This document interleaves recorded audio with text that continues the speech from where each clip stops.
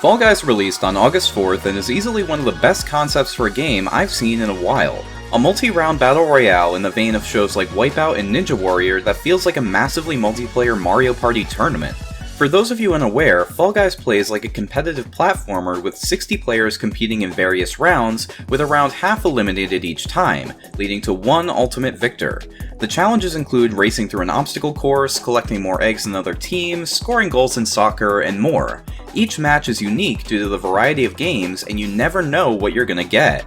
The game is an absolute blast, and I've been having a ton of fun with it, server issues aside. I highly recommend checking it out and could genuinely see it being Game of the Year material, but there are a few design issues holding it back. I'm still writing my analysis of The Last of Us Part 2, but in the meantime I thought it'd be fun to go through some of the issues with this game that the developers could fix to make the experience infinitely better. With that said, let's get started.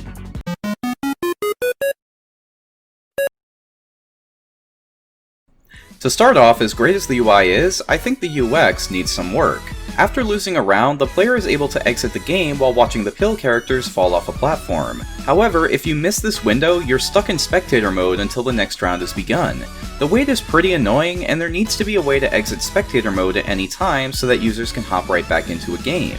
Speaking of which, when the player loses, they shouldn't be sent to the reward screen automatically, but rather given the option to do so or to re-queue for another match. It's a simple fix that allows players to get back into the action sooner. And while we're discussing spectator mode, I have no idea why, but when you're partied with other players and begin to spectate, the game doesn't automatically set the camera on your party members, but on a random player, requiring you to look around and find your friends in the chaos. It's a minor annoyance, but it'd be a nice addition to make.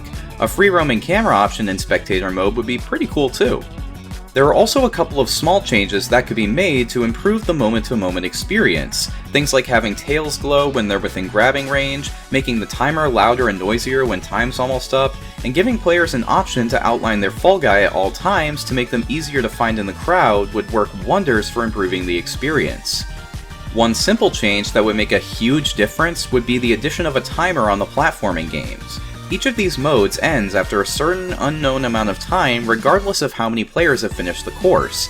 This is fine, but a timer would help players know when to take big risks and when they're safe to wait and think of a plan. Lastly, the servers. I know the team is relatively small and they've done their best to keep things running and been open and honest about the entire process. Personally, I understand and it doesn't really bother me. What does bother me is being kicked out of a match and losing any credits I got from my placements.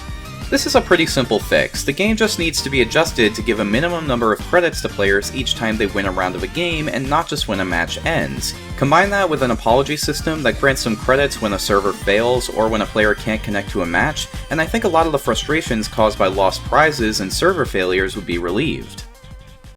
When it comes to the games themselves, there are only a few I'd change. Hexagon, Fruit Shoot, Jump Club, and pretty much all of the platforming obstacle courses are nearly perfect for what they want to achieve with little to no changes needed. They're all heavily skill and strategy reliant, with functioning controls and great level design. Exactly what this game needs. There are also games like DoorDash and Tiptoe, which can seem random but involve a lot of strategy. Much like Seesaw, these games put the player in a constantly evolving prisoner's dilemma, where they're forced to decide whether to take a risk, trust others, or attempt to manipulate the outcome to get by. These do have an element of luck, but players with enough skill should find themselves winning more often than not.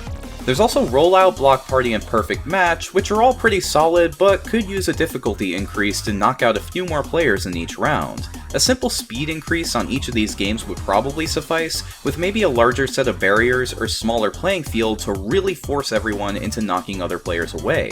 If you want things to get really crazy, replace the grab button with a punch for these games and the strategy and chaos would be a blast to experience.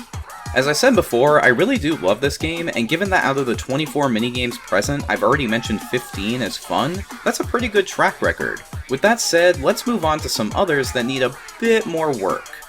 First off, the tail grabbing games. In these modes, some players are given tails, with others told to steal them. The team with the least tails, or the players without tails when the timer runs out, are eliminated. In concept, I like this mode a lot, but it can feel really unfair at times. For example, when it's the last mode in a match, the player that starts with a tail has a huge advantage, just needing to run away while the others are given no such opportunity. Alternatively, a player could hold onto their tail for the entirety of a match, only to lose by having it stolen right at the very end. It's pretty frustrating, and I do have a solution. The game should be reworked to start with every player having their own tail, gaining a point for each second that goes by.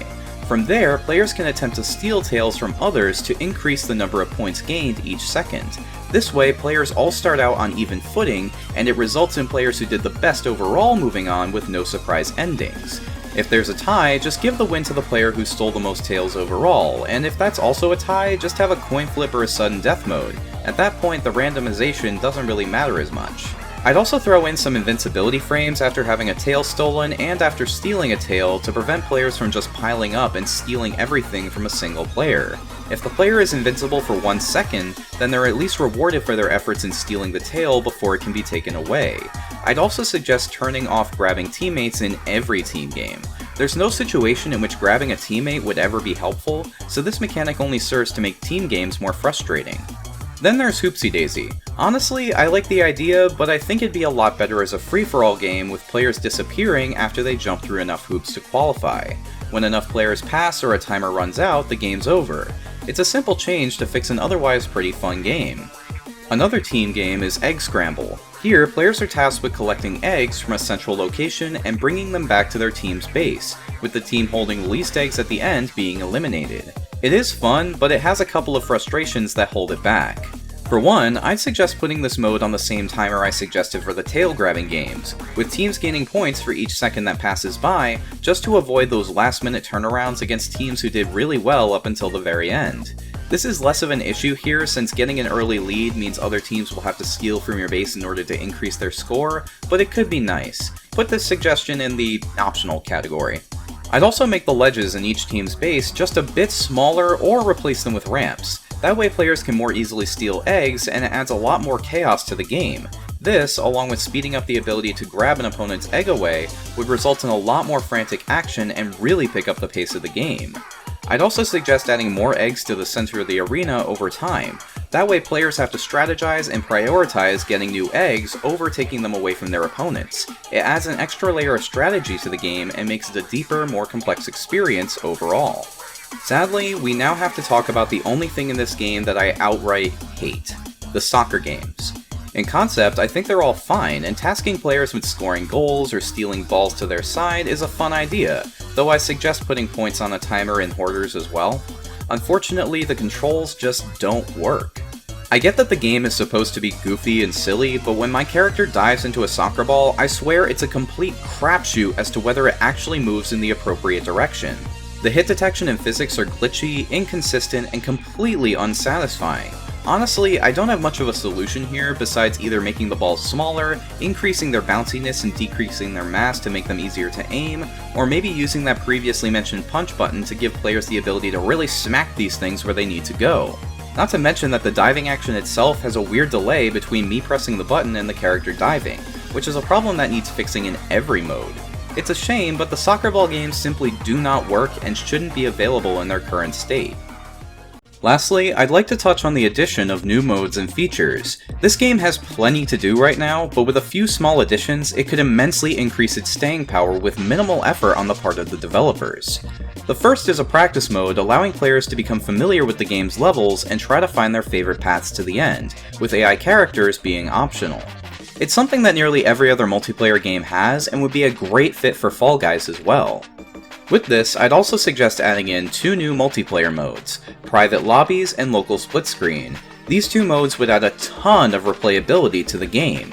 I could see local multiplayer becoming a big hit at get-togethers and parties, with people clamoring for the top spot, and streamers could have private servers set up to play with their viewers. Plus, these modes would be easy to add in, just requiring a few additional menus and tweaks.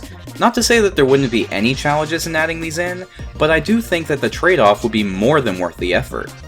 Finally, the most demanding change I'll suggest is splitting up solo and team games into 2 different modes. This would take a fair bit of time and effort, and I can see why the developers didn't do this. Given that they didn't realize how popular their game would be, it's understandable that they wouldn't want to split the player base at launch, but now that we know that the number of users is massive, I think this change is almost necessary to ensure the game's longevity.